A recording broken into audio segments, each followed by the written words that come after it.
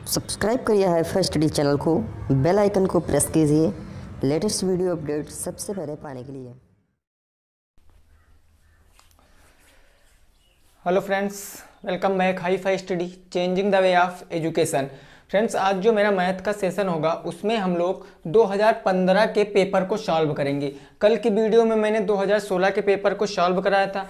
वहाँ एक क्वेश्चन में थोड़ा सा मिस्टेक हो गया था। जल्दी जल्दी में क्या हो गया था कि जहाँ पर लिखा था 2, 11 और प्लस का 18, यहाँ था गुणे 5, इसको मैंने सॉल्व करके 202 लिख दिया था। लास्ट में मैंने ऐड कर दिया था, वहाँ ऐड नहीं होगा, वहाँ पर मल्टीप्लाई होगा, तो आंसर आएगा 290। 290 आंसर आएगा भाई, 202 नहीं आएगा। मैंने ऐड कर दिया था, ऐड नहीं, 290 ही आएगा। ठीक है ना, चलिए ठीक है, ये कंफर्म हो गया। अब आज का पहला क्वेश्चन देखते हैं। हमारा स्क्रीन के ऊपर लिखा है √2, √4, √.4 और √.2 में परिमेय संख्या है। इन चार हमको दिए गए हैं स्टेप। इन चारों स्टेप में आपको बताना है कि यहाँ पर परिमेय संख्या कौन सी है, रेशनल नंबर यहाँ पर कौन सा है। तो देखिए, करड़ी के अंदर सभी संख्याएं होती हैं। तो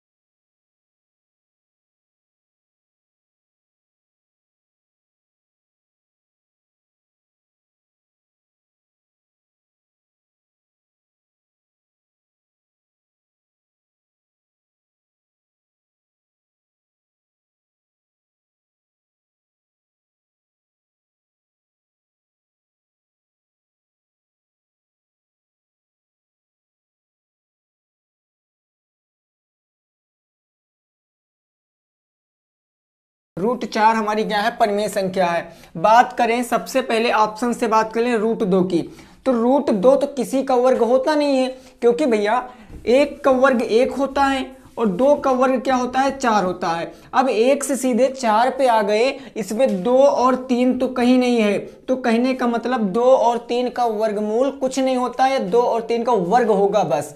2, 3 का वर्गमूल कुछ नहीं होगा। दशमलव में चले जाओ वो बात अलग की है, लेकिन दशमलव में परिमेय संख्या नहीं बताना है हमको, केवल इसी स्टेप को फॉलो करना। तो कहने का मतलब पहला ये वाला ये तो एकदम गलत हो जाएगा। दूसरे की बात कर ली तो दूसरा है हमारा √4। अब √4 हमको पता है किसका वर्ग है, तो देखिए किसका है, 2 का वर्ग है। और 2 का वर्ग है तो 2 के नीचे बटे 1 मान सकते हैं। तो यही क्या हो जाएगा, हमारा राइट आंसर हो जाएगा, यानी कि √4 क्या हो जाएगी, परिमेय संख्या हो जाएगी। ठीक है ना, ऑप्शन नहीं लिख रहा हूं यहां पर, ऑप्शन आप लोग खुद से समझ लेना। तो √4 हमारी क्या हो जाएगी, परिमेय संख्या हो जाएगी। कोई दिक्कत तो नहीं है। अब बहुत से लोग कहेंगे सर यहाँ पर 0.4 भी तो हमारा एक परिमेय संख्या हो जाएगा। लोग कहेंगे करड़ी के अंदर 0.4 भी तो परिमेय संख्या, हाँ तो हो सकता है, सॉल्व करोगे तो हो जाएगा, लेकिन केवल यहाँ पर ये रूल ही फॉलो होगा, ये रूल ही फॉलो होगा, क्योंकि इसको सॉल्व करेंगे तो सीधा एक परिमेय संख्या प्राप्त हो जाएगी, उसको कोई बदलने की जरूरत है ही नहीं। तो ये √4 हमारा क्या हो जाएगा, परिमेय संख्या। बढ़ते हैं अगले क्वेश्चन पे, देखते हैं अगले क्वेश्चन हमारा क्या कहा गया। ठीक है ना, पूरा पेपर सॉल्व कराऊंगा, बने रहना अंत तक वीडियो में, देख लेना कैसे पेपर आता है। टाइम यानी कि बहुत कम है आप लोगों के पास। दूसरा क्वेश्चन हमारा कह रहा है, दूसरा क्वेश्चन क्या कह रहा है वो भी देखते हैं। तो कह रहा है भैया 33.328 33.328 में 2 का स्थानीय मान आपको बताना है। 2 का स्थानीय मान बताओ, स्थानीय मान बताओ। तो देखिए, स्थानीय मान तो बताना बहुत ज्यादा आसान है। जैसे मैं यहाँ पर दशमलव को छोड़कर कोई एक संख्या और लिख लूं, जैसे यहाँ पर मैं दशमलव न लिखूं। अब यहाँ पर बात क्या आती है, मैं लिख लूँ 33.328, मैंने यहाँ पर दशमलव हटा दिया। अब मैं 2 का स्थानीय मान पूछूंगा तो आप कहोगे सर 20 हो जाएगा। सिंपल सी बात, जिसका स्थानीय मान वो अंक लिख लेते हैं, बाद में जितने संख्याएं उतने जीरो लगा लेते हैं।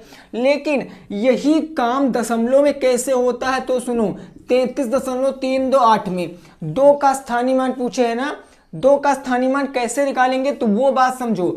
पहले तो इसका मतलब 2 ही हो जाएगा, इसका मतलब 2 ही हो जाएगा, जिसका स्थानीय मान उसका अंक तो वो लिखेंगे 2। अब बात करेंगे, इसके पीछे नहीं जाएंगे, इसके हम लोग आगे देखेंगे, पीछे देखेंगे।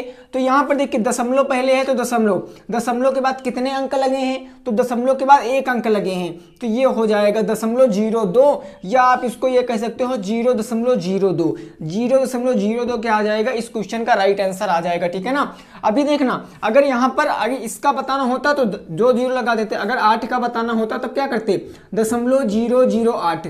तो दशमलव के बाद जितनी संख्याएं होंगी तो कहने का मतलब उतने क्या लगाएंगे, 0 लगाएंगे। तो यहाँ पर 1 थी तो मैंने 1 0 लगा दिया, 8 का निकालें 2 थी तो 2 0, चूंकि हमको 2 का बताना था तो 0.02 हमारा राइट आंसर हो जाएगा, ठीक है ना। तो इतना क्लियर हो गया कि नहीं हो गया, इतने में कोई दिक्कत नहीं। बढ़ते हैं अगले क्वेश्चन पे, देखते हैं अगला क्वेश्चन हमारा क्या कहा गया, ठीक है ना। जो 3 नंबर क्वेश्चन है, कई बार हमसे लोगों ने पूछा है, तो मैंने सोचा था कि जब मैं पेपर सॉल्व कराऊंगा तभी बताऊंगा। तो आज उस क्षण का नंबर आ गया है, वो घड़ी आ गई है। वो क्वेश्चन बहुत से लोगों ने हमसे पूछा है कि सर इस क्वेश्चन में क्या हो जाएगा। क्वेश्चन है 2x + 1 बराबर का 2x + 1 बराबर का 16 बराबर का 16। तो x का मान बताओ, तो x का मान बताओ, x का मान बताओ। ये भैया क्वेश्चन है, ठीक है ना, ये क्वेश्चन है। इसमें x का आपको क्या बताना है, मान बताना है। तो जरा समझिए, ऐसी सिचुएशन में, ऐसी कंडीशन में एक बात हमेशा याद रखना, हमेशा याद रखना, जैसे यहां पर कह दिया जाए 3 की पावर 5, यहां पर कह दिया जाए 3 की पावर 5 और यहां पर कह दिया जाए 9, तो आपसे कहा जाए कि इनको घातीय संकेतन में व्यक्त करो, तो 9 को हम तोड़ेंगे 3 के रूप में, 9 को तोड़ेंगे 3 के रूप में, हम इसको 3 की पावर 2 कह सकते हैं, 3 की पावर 2। यानी कहने का मतलब जब बेस बराबर तो घाते भी क्या हो जाएंगी, बराबर हो जाएंगे, यानी 5 बराबर 2 हो जाएगा। ये लॉजिक होता है और यही लॉजिक मैं यहां पर लगाऊंगा, कितनी आसानी से भी देखो इस क्वेश्चन को सॉल्व कर दूंगा, ठीक है ना। देखिए ये मेरा क्या हो जाएगा दोस्तों, ये हो जाएगा 2x + 1, ऐसे लिखा है बराबर 16 को अब मैं क्या कह सकता हूं, 16 को हमको तोड़ना है इस 2 के रूप में, 16 को हमको इस 2 के रूप में तोड़ना है। तो 16 क्या होता है, 2 की पावर 4, यानी 2 दूनी 4 दूनी 8 दूनी 16। अरे भाई 16 को अगर 2 के फॉर्म में तोड़ोगे तो हो जाएगा 2 8 16, 2 चौके हो जाएगा 8, 2 दूनी हो जाएगा 4 और 2 एक कम हो जाएगा 2। कहने का मतलब 2 की पावर कितनी आ गई, 4 आ गई। अब जब बेस बराबर हैं, जब आधार बराबर हैं तो घाते भी बराबर हो जाएंगी। कहने का मतलब x + 1 बराबर कितना हो जाएगा, तो वो हो जाएगा 4। x + 1 बराबर कितना हो जाएगा, 4 हो जाएगा। अब x की वैल्यू निकालना है तो ये तो समीकरण बन गया, +1 उधर जाएगा तो माइनस में, यानी x बराबर हो जाएगा 4 - का 1, x बराबर कितना हो जाएगा, 3 हो जाएगा। 3 ही होगा इस क्वेश्चन का राइट आंसर, देख सकते हो, लगा सकते हो। 3 हो जाएगा इस क्वेश्चन का परम सत्य आंसर, ठीक है ना। कितना आ जाएगा, 3 आ जाएगा इस क्वेश्चन का राइट आंसर। बढ़ते हैं अगले क्वेश्चन पे, बढ़ते हैं हम लोग अगले क्वेश्चन पे। क्लियर है ना, अब तो कोई दिक्कत नहीं होगी इस प्रकार के क्वेश्चनों में। चलिए ठीक है, 3 क्वेश्चन हो चुके हैं, 4 नंबर क्वेश्चन पे पढ़ते हैं। लेकिन नोट करते रहना, 2015 का पूरा पेपर सॉल्व कराऊंगा, सभी क्वेश्चन बताऊंगा, कोई ऐसा क्वेश्चन नहीं है जो आपको नहीं बताऊंगा।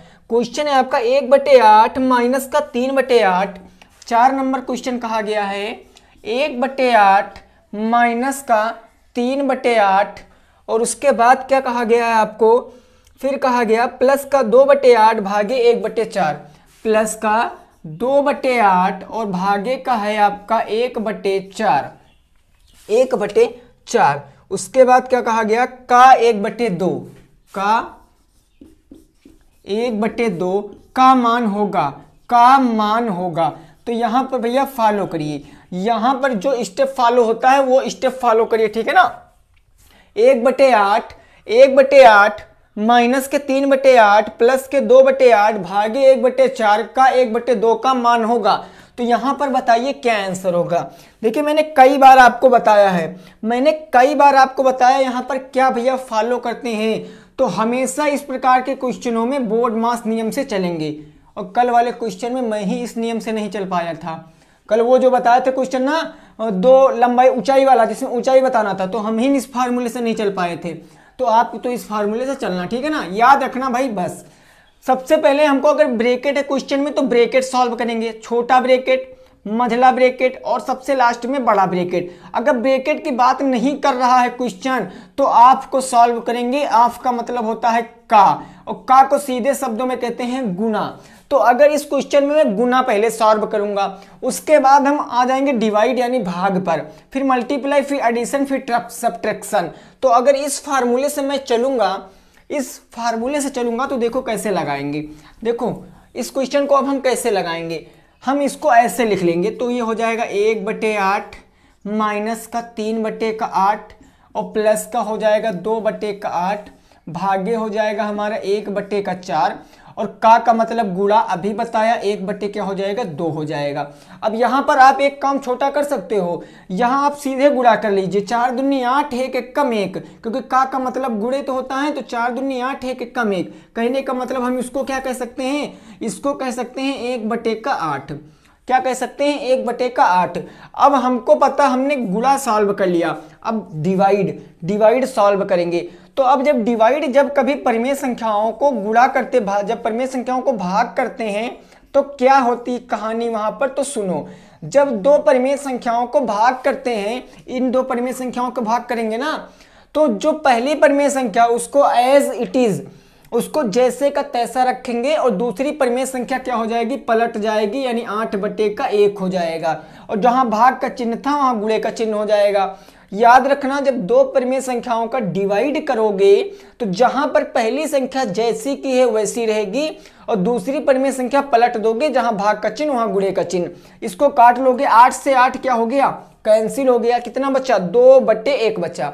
कितना बचा, 2/1 बचा है। तो कहने का मतलब यहां पर कितना बच गया, यहां पर बच गया 1/8 माइनस के 3/8 और ये प्लस का ऊपर बच गया 2 और नीचे बच गया 1।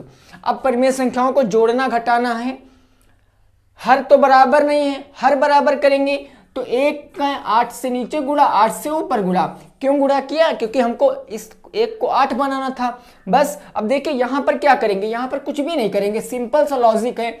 सभी हर बराबर हो गए ना, एक हर ले लेंगे, यहां पर 8, ऊपर क्या बचा 1 माइनस का 3, 1 माइनस का 3 प्लस है तो प्लस हो जाएगा, 8 दूनी हो जाएगा 16। अगर मैं इसको सॉल्व करूंगा तो प्लस प्लस वालों को जोड़ लूंगा, यानी कि 16 1 कितना हो जाएगा 17 और 17 माइनस 3 यानी हो जाएगा 17 माइनस 3/8। 17 में से अगर 3 चला जाएगा तो बच जाएगा 14/8। इसको आप और भी छोटा कर सकते हो, 2 सत्ते हो जाएगा 14 और 2 चौके हो जाएगा 8। 7/4 इस क्वेश्चन का राइट आंसर आ जाएगा। 7/4 इस क्वेश्चन का क्या आ जाएगा, राइट आंसर आ जाएगा, नोट कर सकते हो।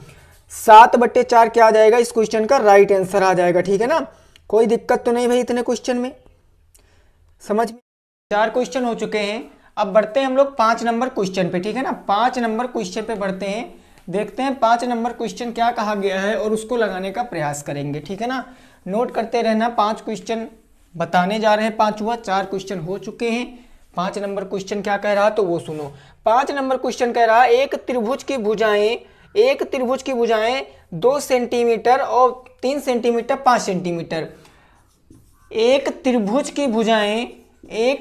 की भुजाएं हमको दिया गया है 2 सेंटीमीटर 3 सेंटीमीटर और 5 सेंटीमीटर हैं, 5 सेंटीमीटर हैं।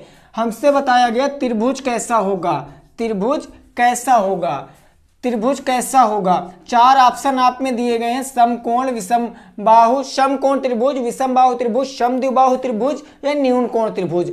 तो ऑप्शन नहीं लिख रहा हूं, ऐसे आप समझिए।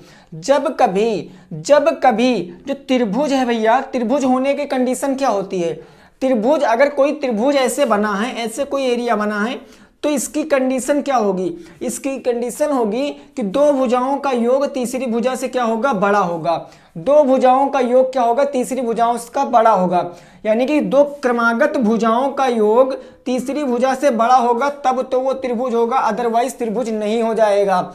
एक ऑप्शन आपका इसमें एक ऑप्शन आपका ये भी है कि त्रिभुज बनना संभव नहीं है, तो वही आपका राइट आंसर होगा। क्यों होगा, क्योंकि भाई अगर 2 और 3 को जोड़ोगे तो 5 बराबर के 5 आ रहा है, यानी दो भुजाओं का, दो प्रथम भुजाओं का योग तीसरी भुजा से अगर बड़ा आएगा तब तो त्रिभुज बनेगा, नहीं तो त्रिभुज नहीं बनेगा। याद रखना, ये कंडीशन हमेशा त्रिभुज में फॉलो होती है कि अगर त्रिभुज की दो भुजाओं का योग तीसरी भुजा से बड़ा होगा तब तो त्रिभुज बनेगा, अदरवाइज नहीं बनेगा।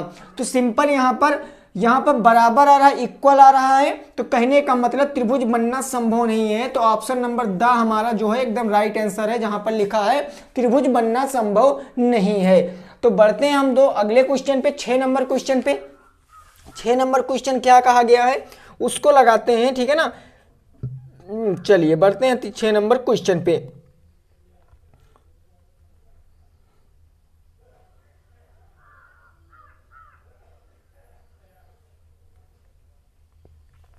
देखिए अब जो आपके विकल्प वाले क्वेश्चन थे, जो विकल्प वाले क्वेश्चन थे वो खत्म हो चुके हैं। अब हम लोग अति लघुत्तरी पे पहुंच चुके हैं, ठीक है ना, अति लघुत्तरी पे पहुंच चुके हैं। तो याद रखना दोस्तों, ये अभी तक आप लोग विकल्प वाले की लगा रहे थे, अब आपको विकल्प नहीं मिलेंगे, उनको सॉल्व करके आपको बताना है। तो पहला क्वेश्चन है आपका x cube y, 6 number x cube y और माइनस का आपको दिया गया है माइनस का एक्स वाई क्यूब, माइनस का एक्स वाई क्यूब के गुणनखंड करो, के गुणनखंड करो, आपको गुणनखंड बताना है। तो सिंपल सा क्वेश्चन है, आप लोग आसानी से लगा सकते हो। इसके आपको क्या करने हैं, गुणनखंड करने हैं। X cube y minus x y cube के गुणनखंड करने हैं। तो देखिए यहां पर कितने पद हैं भैया, तो यहां पर 2 पद हैं, एक पद आपका ये हो गया और एक पद आपका ये हो गया, क्या हो गया, ये वाला हो गया। तो दोनों पदों में आपको कॉमन क्या मिल रहा है, कॉमन मतलब जो दोनों में हो, तो कॉमन यहां पर क्या मिल रहा है, x की बात करें x इसमें भी है, y की बात करें तो y इसमें भी है। कहने का मतलब कॉमन हमको x y मिल रहा है, जैसे कॉमन लेंगे वैसे ब्रैकेट लग जाएगा। अब यहाँ पर x इस क्यूब था, यहाँ पर x, तो 2, अगर 3x से 1x चले जाएंगे तो x की पावर 2 बच जाएगी, तो x की पावर 2 बच जाएगी। y से y कैंसिल, यहां बच गया माइनस, तो माइनस, यहां पर x कैंसिल हो गया, यहां पर y की पावर 1, यहां पर y की पावर 3, तो y की पावर क्या बच जाएगा, 2 बच जाएगा। y की पावर क्या बच जाएगा, 2 बच जाएगा। अब मैंने आपको एक दिन फार्मूला बताया था कि a square minus b square बराबर क्या होता है, एक ब्रैकेट में a प्लस बी और एक ब्रैकेट में a माइनस बी, यही तो बताया था ना, यही तो बताया था। बोले कोई दिक्कत तो नहीं है। तो यहां पर आप अगर इस वाले फार्मूले से चलो, अगर आप इसको इस वाले फार्मूले से खोल लो तो और समझ में आ जाएगा। देखो भैया a के स्थान पर a स्क्वायर, y स्क्वायर के स्थान पर b स्क्वायर, कहने का मतलब ये वाला लॉजिक इसमें लग जाएगा। तो बस इसको एक बार प्लस में लिख दीजिए, एक बार माइनस में लिख दीजिए और जो आगे था उसको एज इट इज ऐसे ही रहने दीजिए, आपका आंसर आकर तैयार हो जाएगा। यहाँ पर एक्स वाई तो चलेगा क्योंकि ये तो भैया है ही। अब इसको क्या कह सकते हैं, एक ब्रैकेट में इसको कह सकते हैं एक्स माइनस वाई, यानी ए प्लस बी है माइनस बी, और एक क्या कह सकते हैं एक्स प्लस का वाई। तो यही हो जाएगा इस क्वेश्चन का right answer, x plus y, x minus y. Plus minus आगे पीछे हो जाएंगे, कोई दिक्कत नहीं है, आपको ये देखना है बस। अभी आप प्लस वाला पहले लिख देते, माइनस वाला बाद में लिख देते, तब भी कोई प्रॉब्लम नहीं होने वाली थी, ठीक है ना। चलिए भाई बढ़ते हैं अगले क्वेश्चन पे, बढ़ते हैं हम लोग अगले क्वेश्चन पे, ठीक है ना। ओके, देखिए अगला क्वेश्चन हमारा क्या कहा गया है। अगला क्वेश्चन तो एकदम सिंपल सा क्वेश्चन है, बहुत आसान क्वेश्चन है। ये तो 6-7 से आप लोग पढ़कर आए हो। जो अगला क्वेश्चन है वो तो 6-7 में अच्छे से बताया गया था। 7 नंबर क्वेश्चन कहा गया है, एक बगीचे में 20-25 पौधे लगे हैं। एक बगीचे में 20-25 क्या हैं, पौधे लगे हैं, 2025 पौधे लगे हैं। और क्वेश्चन हमसे कहा गया है एक पंक्ति में उतने ही पौधे लगे हैं, एक पंक्ति में उतने ही पौधे लगे हैं जितने बगीचे में कुल पंक्तियां हैं। एक पंक्ति में उतने ही पौधे लगे हैं, उतने ही पौधे लगे हैं जितने बगीचे में पंक्तियां हैं, जितने बगीचे में क्या हैं, पंक्तियां हैं, बगीचे में पंक्तियां हैं। आपसे पूछा क्या गया है कुल कितने पौधे हैं, एक पंक्ति में कुल कितने पौधे हैं, एक पंक्ति में कुल कितने पौधे हैं। अब ये बताइए, एक पंक्ति में कुल कितने पौधे हैं। अब ये चीज आपको बताना है, कितने पौधे हैं, ये चीज आपको बताना है, ठीक है ना, ये चीज आपको बताना है। तो देखिए इस क्वेश्चन को आप बहुत अच्छे से लगा सकते हो, बहुत अच्छे से। अगर मैं बात करूं कि ये मेरा एक बगीचा हो जाएगा, ये मेरा एक बगीचा हो जाएगा, मैंने क्वेश्चन जैसे कहा गया उसके अकॉर्डिंग कर रहे हैं बस, ठीक है ना, उसके अकॉर्डिंग जा रहे हैं। एक बगीचा है, बगीचे में कुल कितने पौधे लगे 2025। कहने का मतलब कुल कितने पौधे लगे हैं, तो कुल लगे हैं 2025 पौधे, 2025 पौधे कुल लगे हैं। और कहा गया एक पंक्ति में उतने ही पौधे हैं जितने बगीचे में पंक्तियां हैं। अगर मैं मान लूं बगीचे में हमारी x पंक्तियां हैं, मैं मान लूं बगीचे में मेरी x पंक्तियां हैं, मान लो बगीचे में क्या है मेरी x पंक्तियां हैं, तो एक पंक्ति में कितने पौधे लगे x। तो कहने का मतलब x गुणे x बराबर जो आएगा वही तो पौधों की संख्या आएगा। तो x गुणे x बराबर क्या हो जाएगा 20 और 25 हो जाएगा। तो सिंपल यहाँ पर x स्क्वायर बराबर क्या हो जाएगा 20 और 25 हो जाएगा। x बराबर अंडर रूट 20-25 आ जाएगा, और 20-25 किसका वर्ग है, तो वो 45 का है। तो नहीं 45 क्या हो जाएगा, इस क्वेश्चन का राइट आंसर हो जाएगा। देखिए लॉजिक समझिए, बस लॉजिक समझिए, या आप सीधा इस क्वेश्चन को ऐसे लगा सकते हो, इस क्वेश्चन को आप ऐसे भी लगा सकते हो कि अगर एक बगीचे की बात कर रहे हैं, ठीक है ना, एक बगीचे में अगर एक बगीचे में 10 पंक्तियां हैं और उसमें 10 ही पौधे लगे हैं, तो कहने का मतलब कुल पौधे 100 होंगे कि नहीं होंगे। समझा रहा हूं ये क्वेश्चन, इससे कोई मतलब नहीं इस क्वेश्चन से। अगर एक बगीचे में 5 पंक्तियां हैं और प्रत्येक पंक्ति में 5 पौधे लगे हैं, तो 5 पंजे 25 कुल पौधे हुए कि नहीं हुए। बात वही कि ये जो संख्या आएगी, ये संख्या आएगी, इसका घनमूल निकालना, वर्गमूल निकालना है बस। यानी 25 का वर्गमूल 5, 100 का वर्गमूल 10, केवल वर्गमूल निकालना है बस।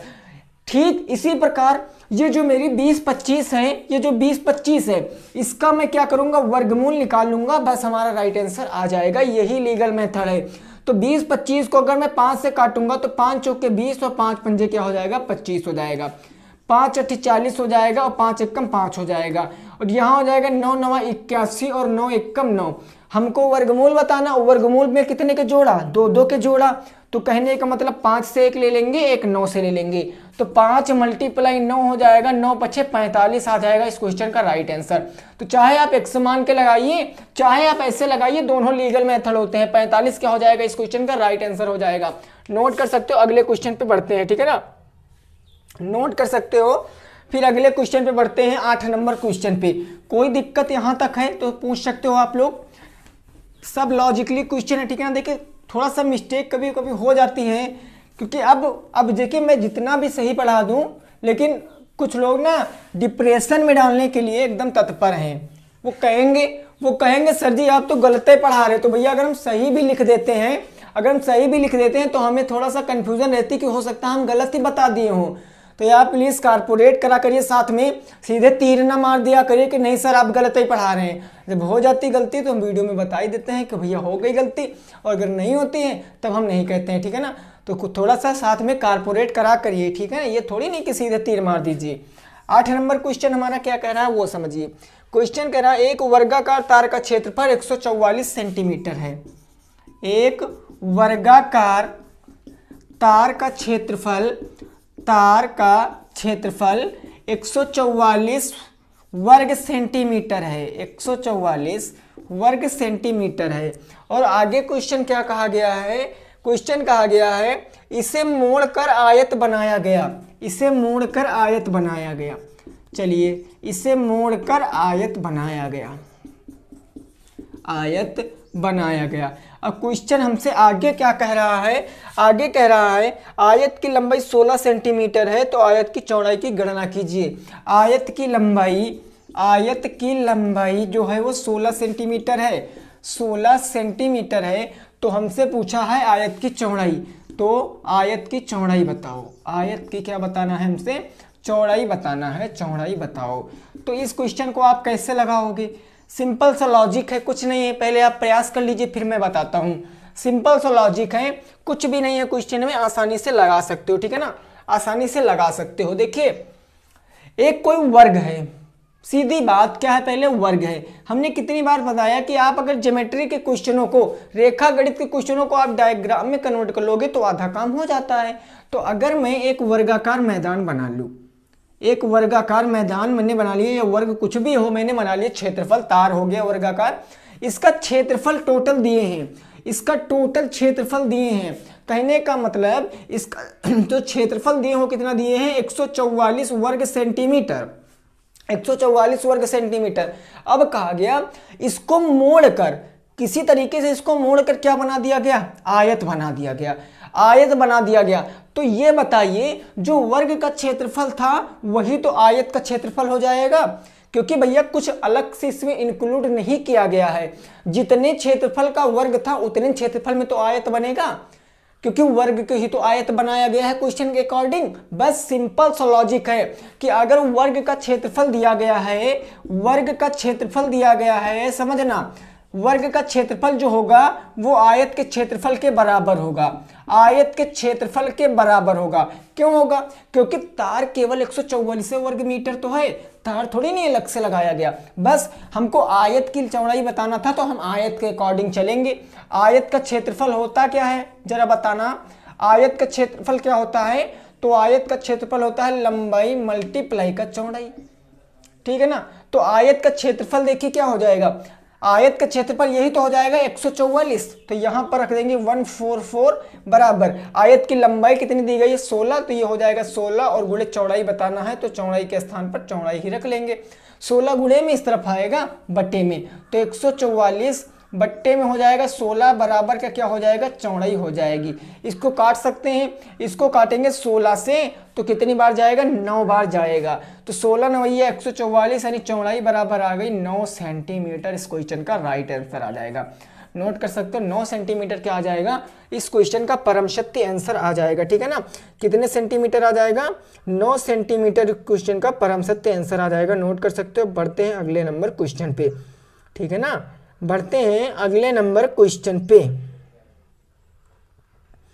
देखिए क्वेश्चन क्या कहा गया, अगला नंबर क्वेश्चन तो लॉजिक एकदम आसान से लग सकता है, बीजगणित का क्वेश्चन है, केवल आपको घटाना है बस।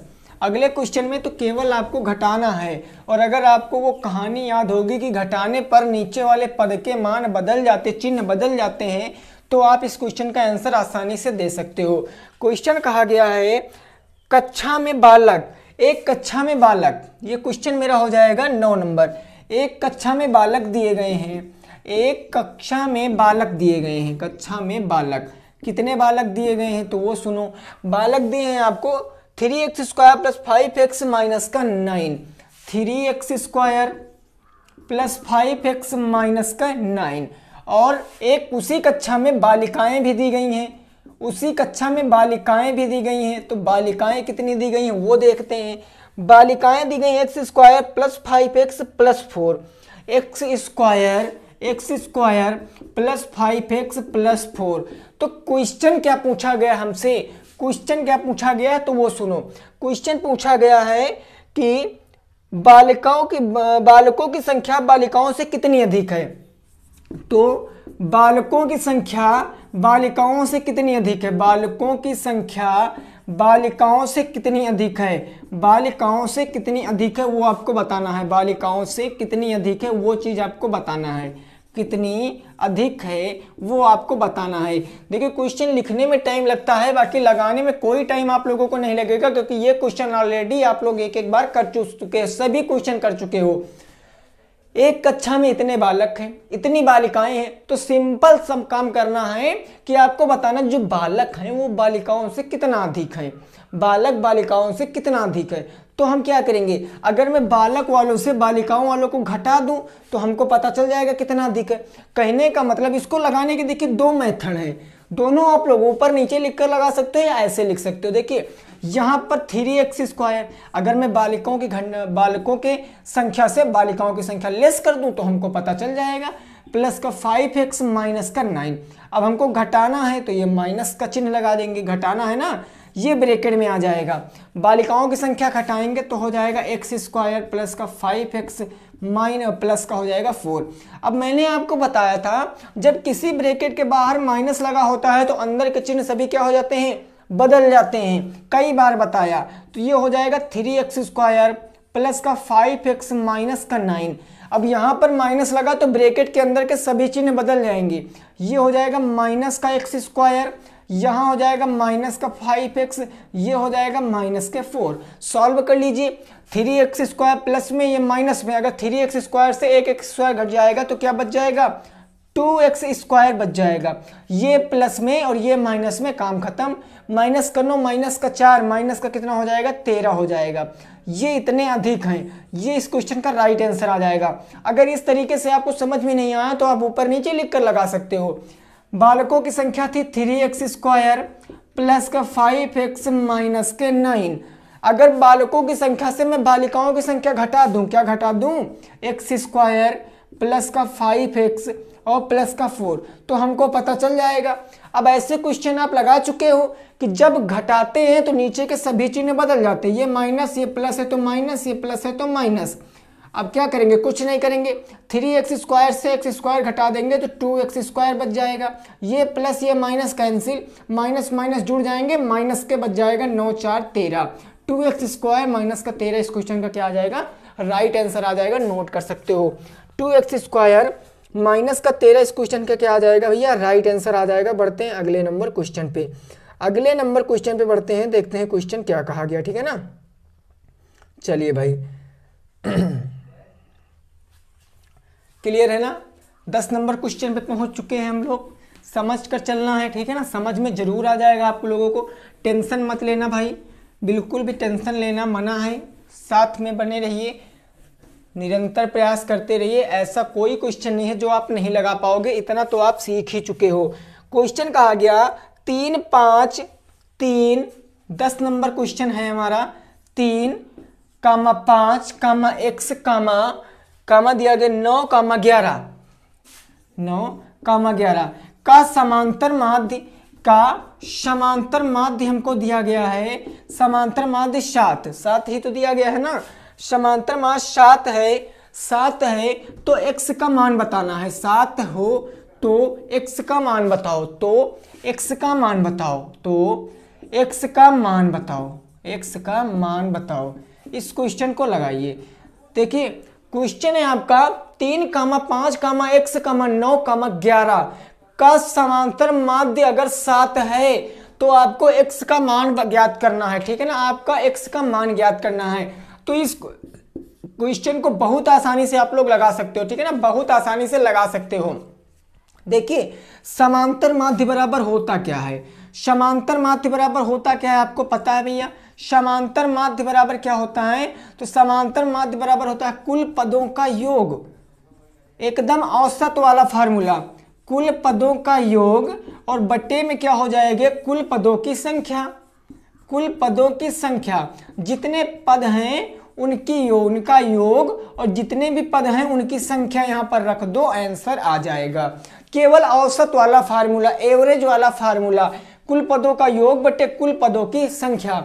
यहाँ पर पद कौन कौन से हैं भैया, ये वाले पद है ना, इन सबको जोड़ोगे तो 11, 11, 5 कितना होता है भाई, 11, 9, 20, 20 और 8 हो गया 28, 28 प्लस का x। तो कहने का मतलब ये हो गया 28 प्लस का x। और पद कितने हैं, तो कुल पद कितने हैं, 1, 2, 3, 4, 5, ये हो जाएगा 5, यानी 28 प्लस का 5। और समांतर माध्य के स्थान पर समांतर माध्य रख दीजिए 7। x का मान निकालना आसानी से बता सकते हो, 5 बटे में इस तरफ आएगा गुणे में, तो कितना हो जाएगा 7 25 35, यानी कि 7 गुणे 5 क्या हो जाएगा 35, बराबर उस तरफ कितना बचा 28 प्लस का x बचा। x का मान बताना 28 प्लस में इस तरफ माइनस में, तो हो जाएगा 35 माइनस के 28 बराबर का x। यहाँ पर आप घटा लोगे 28 से 35 तो 28 तो 30, 30 5 35, यानी कि 7, x बराबर 7 आ जाएगा। यानी जो x का मान कितना आ जाएगा 7 आ जाएगा इस क्वेश्चन का राइट आंसर।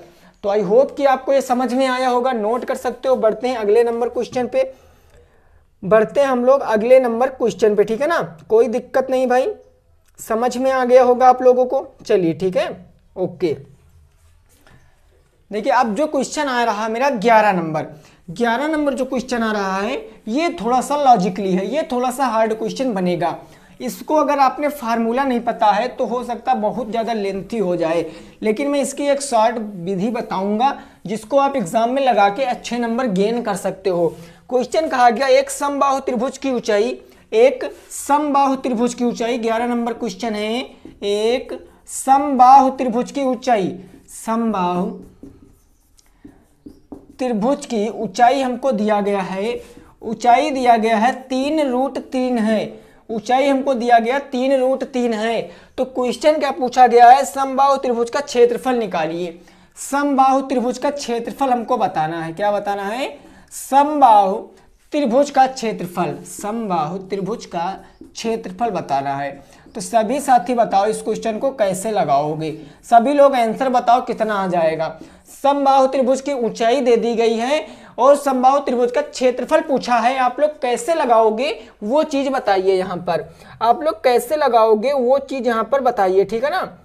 वेरी गुड, चलिए फटाफट से भाई बताएंगे, फटाफट से भाई सभी साथी बताएंगे, ठीक है ना। चलिए वेरी गुड, तो सभी साथी बताएंगे भैया कितना आ जाएगा। देखिए हमको पता है किसी भी त्रिभुज में अगर हमको क्षेत्रफल बतानी है तो हमको क्या पता होना चाहिए, मैंने कई बार बताया, अगर क्षेत्रफल या परिमाप बताना है तो हमको भुजा पता होनी चाहिए। तो इस त्रिभुज में भुजा नहीं दी गई है लेकिन हाइट दे दी गई, ऊंचाई दे दी गई है। तो सिंपल यहाँ पर ऊंचाई का फार्मूला मैं बताता हूँ। समबाहु त्रिभुज की ऊंचाई क्या होती है वो सुनो। समबाहु त्रिभुज की ऊंचाई क्या होती है, तो समबाहु त्रिभुज की ऊंचाई, देखिए मैं एक्स मानकर नहीं लगाऊंगा, समबाहु त्रिभुज की ऊंचाई मैं सीधे ऐसे बताऊंगा, ये भी लीगल मेथड ही है, ये फार्मूला है। समबाहु त्रिभुज की ऊंचाई आपकी होती है √3/2 और गुणे का क्या हो जाएगा, भुजा, गुणे का क्या हो जाएगा, भुजा हो जाएगा। बस यहां से आप लोग क्या करिए, यहां से आप लोग भुजा निकाल लीजिए, क्योंकि ऊंचाई दी गई है, हाइट दी गई है, तो हाइट के स्थान पर कितना रखेंगे, 3√3 बराबर का कितना हो जाएगा, यहां हो जाएगा √3/2 और मल्टीप्लाई का भुजा। कहने का मतलब हम यहां से भुजा आसानी से निकाल सकते हैं। कैसे निकाल सकते हैं, तो मेरा √3/2 ये परिमेय संख्या वो भी गुणे में इस तरफ आएगी तो बटे में, यानी कि एक क्रम बदल जाएगा। तो ये हो जाएगा भैया, इधर आ जाएगा 3√3 और बटे में √3, यहाँ गुणे में था तो बटे में, और ये हो जाएगा 2 ऊपर। √3 से √3 कैंसिल, 3 दूनी क्या हो गया, 6 हो गया। यानी भुजा कितनी आ जाएगी, तो भुजा बराबर आ जाएगा भैया 6 सेंटीमीटर। भुजा कितनी आ गई, 6 सेंटीमीटर आ गई है, भुजा 6 सेंटीमीटर आ गई है। अब हमको समबाहु त्रिभुज का क्षेत्रफल बताना था, तो समबाहु त्रिभुज का क्षेत्रफल क्या होता है, √3/4 गुणे भुजा स्क्वायर, √3/4 गुणे भुजा स्क्वायर। अब बताइए भाई, अब यहां पर बताइए कितना आंसर आएगा, फटाफट से बताइए भाई, सभी साथी बताने का प्रयास करेंगे, ठीक है ना। वेरी गुड, देखिए फार्मूला मैंने लिख दिया भाई, फार्मूला लिख दिया, कोई प्रॉब्लम नहीं है। समबाहु त्रिभुज का क्षेत्रफल √3/4 गुणे भुजा स्क्वायर। अब यहाँ पर क्या करेंगे, कुछ नहीं करेंगे, सिंपल सा लॉजिक, √3/4 ऐसे ही रहने देंगे, √3/4 गुणे भुजा मेरी कितनी आई है, 6 आया है, और 6 का स्क्वायर 36 यहाँ पर रख सकते हैं, तो 4 9 हो जाएगा 36, और 9√3 हमारा क्या आंसर आ जाएगा, 9√3 क्या आ जाएगा, हमारा आंसर आ जाएगा 9√3, 9√3 हमारा आंसर आ जाएगा। नोट कर सकते हो कितना आ जाएगा, 9√3 हमारा आंसर आ जाएगा। कोई दिक्कत दोस्तों, इतने में किसी को कोई दिक्कत तो नहीं है, इतने में किसी को कोई दिक्कत तो नहीं है। चलिए ठीक है ना, क्लियर है। देखिए नहीं समझ में आया है, एक बार और समझिए, एक बार और समझिए। देखिए सीधी बात आप इतना याद रखना, इतना याद रखना कि जो होता क्या है, जो समबाहु त्रिभुज का अगर हमको देखिए ऊंचाई नहीं, अगर x मान के लगाते तो इतने में क्वेश्चन ना आता और आपके समझ के बाहर भी रहता। तो सीधा आप फार्मूला लगा दोगे तो नंबर पूरे मिलेंगे, क्योंकि भैया फार्मूला होता है कि समबाहु त्रिभुज की ऊंचाई बराबर होती है √3/2 गुणे भुजा। हम यहाँ पर ऊंचाई दी गई थी √3/3, मैंने रख दिया, √3/2 गुणे भुजा, मैंने इसको इधर भेज दिया, तो √3 से √3 कैंसिल और 3 दूनी हो गया 6, यानी भुजा बराबर हो गई 6 सेंटीमीटर तो भुजा हो गई। अब समबाहु त्रिभुज का क्षेत्रफल क्या होता है, तो वो होता है √3/4 गुणे भुजा स्क्वायर, यही तो होता है भुजा स्क्वायर। √3/4 हो जाएगा और भुजा मतलब 6 और 6 का स्क्वायर 36, 4 9 36, 9√3 आंसर। तो ये ऐसे लगता है, ठीक है ना। x मान के लगाओगे तो बहुत ज़्यादा डीपली जाओगे। वैसे भी बुक का नॉलेज नहीं लेना है, अच्छा समझ में आए वो चीज़ समझना है। तो कितना आ जाएगा, 9√3 आपका राइट आंसर आ जाएगा। बढ़ते हैं 12 नंबर क्वेश्चन पे। 12 नंबर क्वेश्चन पे बढ़ते हैं, देखते हैं हमारा क्वेश्चन क्या कहा गया, ठीक है ना। ओके, देखिए 12 नहीं, ये तो 13 नंबर क्वेश्चन है। 12 तो हो चुके हैं, ये 13 नंबर क्वेश्चन होगा। क्लियर है ना। ओके, देखिए 13 नंबर क्वेश्चन देखते हैं क्या कहा गया है और उसको लगाने का प्रयास करेंगे। 13 नंबर क्वेश्चन, तो 13 नंबर क्वेश्चन हमारा क्या कहा गया है, तो समझो। कहा गया है मेरा x की पावर 4y, x की पावर 4y और माइनस में हमको क्या दिया गया है, xy की पावर 4, xy की पावर 4 का गुणनखंड कीजिए, का गुणनखंड करो। ये भैया आसान क्वेश्चन, अभी इससे पहले एक क्वेश्चन बताया है। ऐसा क्वेश्चन दोबारा से पेपर में पूछा गया है। इससे पहले क्यूब था, यहां पर 4 है, यहां पर पावर 4 है, यहां पर पावर 4 हो गया। इससे पहले पावर 3 थी, अब पावर 4 हो गई है। 4 या 5 नंबर क्वेश्चन था वो वाला। बस आप उसी मेथड से लगाइए, फार्मूला यहां पर बदल जाएगा, यहां पर फार्मूला बदल जाएगा। तो फटाफट से भाई सभी साथी बताएंगे, फटाफट से भाई सभी साथी बताएंगे। वेरी गुड, देखिए कुछ साथी आंसर दे रहे हैं। तो यहां पर देखिए कॉमन क्या मिल रहा है, एक्स वाई कॉमन मिल रहा। कॉमन लेने के बाद तुरंत ब्रैकेट, x की पावर 4 से x की पावर 1 चला जाएगा तो x की पावर 3 बचेगा। अब यहां पर y से y चला गया, माइनस x से x चला गया तो y की पावर 3 बच गया, यानी a क्यूब माइनस क्या बच गया, b क्यूब बच गया है। तो हम यहाँ पर a cube minus b cube का फार्मूला क्या होता है, तो a cube minus b cube का फार्मूला होता है a माइनस बी और दूसरे ब्रैकेट में होता है a square minus b square minus a b. ये आपका फार्मूला होता है a स्क्वायर यानी a minus b a square plus b square, a square plus b square plus a b, a square plus b square plus a b. तो बस कोई दिक्कत नहीं, आसानी से लगा सकते हो, क्या दिक्कत है। देखिए कैसे यहां पर लगाएंगे, यहां पर हमको पता है कि हमारा ये ए क्यूब प्लस बी क्यूब के फॉर्म में है। तो हम यहाँ इसको क्या कह सकते हैं भैया, एक्स वाई तो हमारा ऐसे ब्रैकेट में चलेगा। इसको क्या कह सकते हैं, इसको कह सकते हैं एक्स माइनस का वाई और दूसरे ब्रैकेट में इसको कह सकते हैं x square plus y square plus का एक्स वाई हो जाएगा इस क्वेश्चन का राइट आंसर। अगर आपको बीजगणित तो ज्योमेट्री में फार्मूले नहीं याद हैं तो आपको बहुत ज़्यादा प्रॉब्लम होने वाली है। तो फार्मूले बेस क्वेश्चन है, फार्मूला याद करिए तभी आपको समझ में आ जाएगा, ठीक है ना। तो क्या हो जाएगा, x y, x minus y, x square plus y square plus x y आपका राइट आंसर हो जाएगा। बढ़ते हैं भाई अगले नंबर क्वेश्चन पे, बढ़ते हैं अगले नंबर क्वेश्चन पे, देखते हैं अगला नंबर 14 नंबर क्वेश्चन हमारा क्या कहा गया है। क्लियर है ना दोस्तों, 13 नंबर क्वेश्चन हो चुके हैं, अब 14 नंबर क्वेश्चन देखते हैं। मजा आ रहा है तो वीडियो को लाइक कर देना, अगर समझ में आ रहा है तो वीडियो को लाइक जरूर कर देना। और ये पेपर आपका 2015 का मैं सॉल्व करा रहा हूँ। अब देखिए अगला क्वेश्चन मेरा 14 नंबर क्या कहा गया है, तो कहा गया root 121 plus root 64, root 121 plus root 64 और प्लस आपको क्या दिया गया है, प्लस माइनस माइनस माइनस 0.04 उसके बाद प्लस दिया गया है 0.16, उसके बाद दिया गया है 0.16 प्लस करके दिया गया है प्लस 0.16 का मान बताओ, का मान बताओ। इस क्वेश्चन को लगाओ, इस क्वेश्चन को लगाओ, आपको इसका मान बताना है। तो ऐसा क्वेश्चन अभी एक आपने सॉल्व किया है, ऐसा क्वेश्चन अभी आपने एक सॉल्व किया है। करड़ी के अंदर जो संख्या कहने का मतलब वो किसका वर्ग है, उनका वर्गमूल क्या है। तो सिंपल सा लॉजिक है 121, अगर आपको नहीं पता तो 121 देखिए 11 का होता है, 11 से काटोगे तो 11 गिरे हम 121, 11 एकम 11, तो कहने का मतलब 121 इसका होता है 11 का होता है प्लस 64 किसका होता है तो 8 का होता है माइनस 0.04 किसका होता है तो वो होता है 0.2 का, 0.2 का, और 0.16 किसका होता है, ये प्लस है, ये प्लस है, ठीक है ना, ये प्लस है, मल्टीप्लाई ना समझ लेना, वो होगा 0.4 का। इसको ऐड कर लीजिए, जो जुड़े जोड़ लीजिए, जो घटे घटा लीजिए, आंसर आ जाएगा। तो मैं प्लस प्लस वालों को जोड़ूंगा, 11, 8 और 0.4, 11, 8, 0.4 मिलकर क्या हो जाएगा? 19.4 हो जाएगा। 11, 8, 19, 19.4, 19.4 से अगर 0.2 घटा देंगे तो 19.2 आ जाएगा इस क्वेश्चन का परम सत्य आंसर। 19.2 आ जाएगा इस क्वेश्चन का राइट आंसर। नोट कर सकते हो क्वेश्चन का राइट आंसर क्या आ जाएगा? 19.2 आ जाएगा। 19.2 आ जाएगा इस क्वेश्चन का राइट आंसर। बढ़ते हैं भाई अगले नंबर क्वेश्चन पे, बढ़ते हैं अब अगले नंबर क्वेश्चन पे, ठीक है ना। ओके चलिए 15 नंबर क्वेश्चन पे पहुंचते हैं।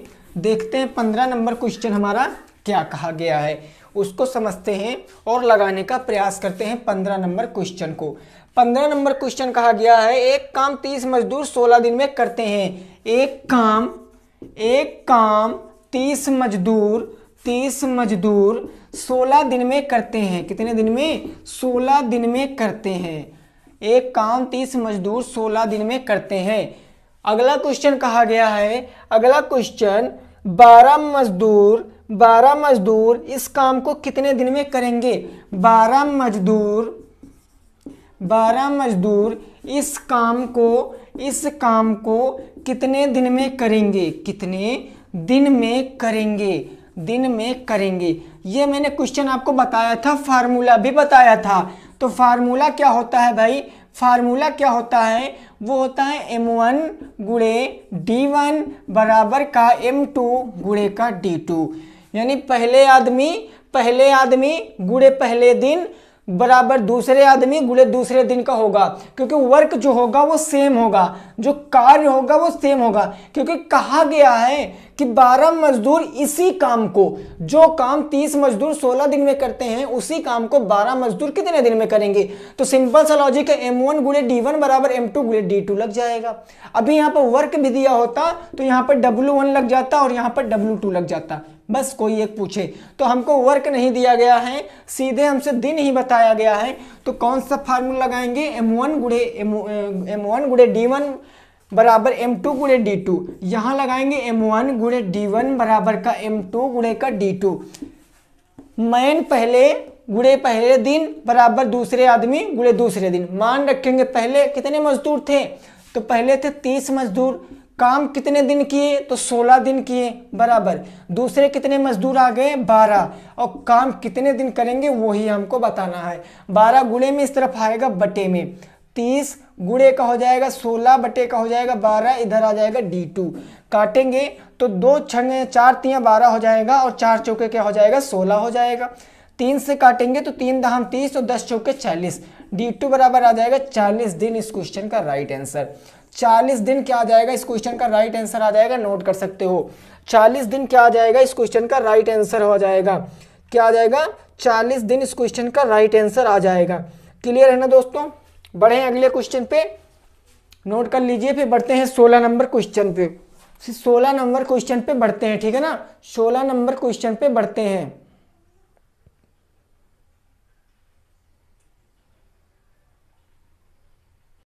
देखिए 16 नंबर क्वेश्चन कह रहा है 4, 11, 16, 15, 12, 5, 7, 9, 10 की हमको क्या बताना है? माध्यिका बताना है।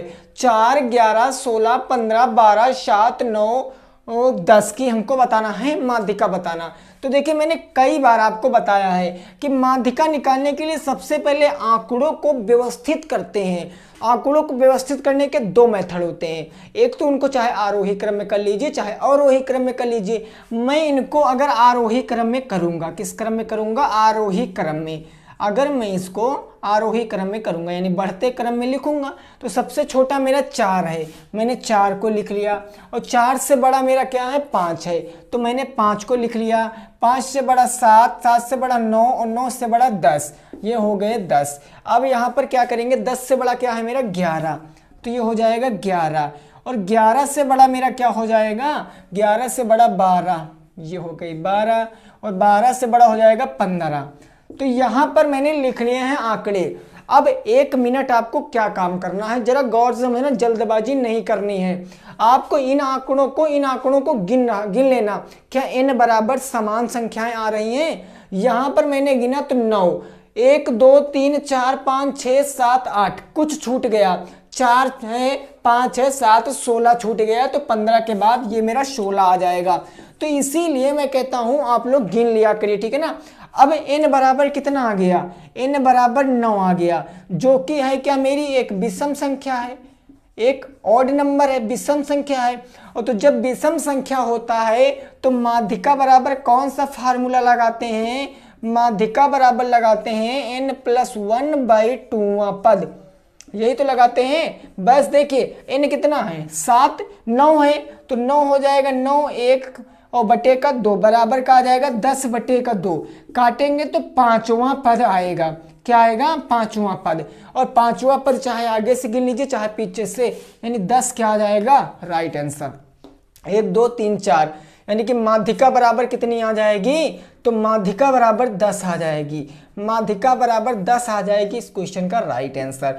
माध्यिका कितनी आ गई, 10 आ गई है। नोट कर सकते हो, फिर अगले क्वेश्चन पे बढ़ते हैं, ठीक है ना। नोट कर सकते हो भाई, फिर अगले क्वेश्चन पे बढ़ते हैं, क्लियर है ना। ओके, जितने भी साथी भाई वीडियो देख रहे हैं एक बार वीडियो को लाइक कर देंगे, एक बार वीडियो को लाइक कर देंगे, ठीक है ना। अब देखिए 17 नंबर क्वेश्चन, जो कि सेकंड लास्ट क्वेश्चन होगा, क्योंकि मैथ के पेपर में 18 ही क्वेश्चन आएंगे, मैथ के पेपर में 18 ही क्वेश्चन आएंगे और आते भी हैं। सभी क्वेश्चन कर लोगे ये दावा है भाई, क्योंकि आप लोगों ने बहुत अच्छी पढ़ाई की है, आप लोग सब कुछ समझ जाते हो।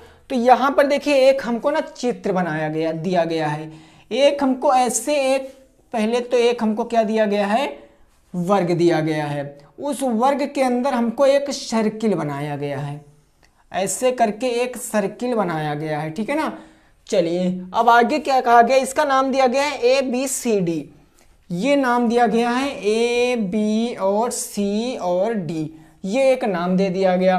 क्वेश्चन कहा गया है चित्र में ABCD एक वर्ग है, 17 नंबर क्वेश्चन है।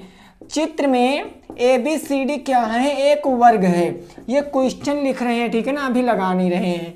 और क्वेश्चन कहा गया है, क्वेश्चन कहा गया है वर्ग की भुजा 7 सेंटीमीटर है, वर्ग की भुजा क्या है, 7 सेंटीमीटर है, वर्ग की भुजा हमको दी गई है 7 सेंटीमीटर।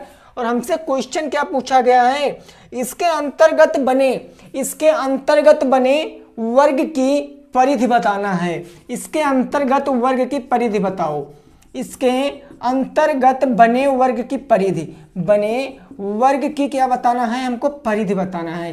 क्वेश्चन मैंने पूरा नहीं लिखा है, लेकिन आप समझ सकते हो। क्वेश्चन ये था कि दिए गए चित्र में जो हमारा ABCD है वह एक वर्ग है, वर्ग की एक भुजा 7 सेंटीमीटर है, तो हमको बताना इसके अंतर्गत जो ये वर्ग बना दिख रहा है, वर्ग सर्किल जो बना दिख रहा है, इसका हमका परिधि बताना है। क्या बताना, परिधि।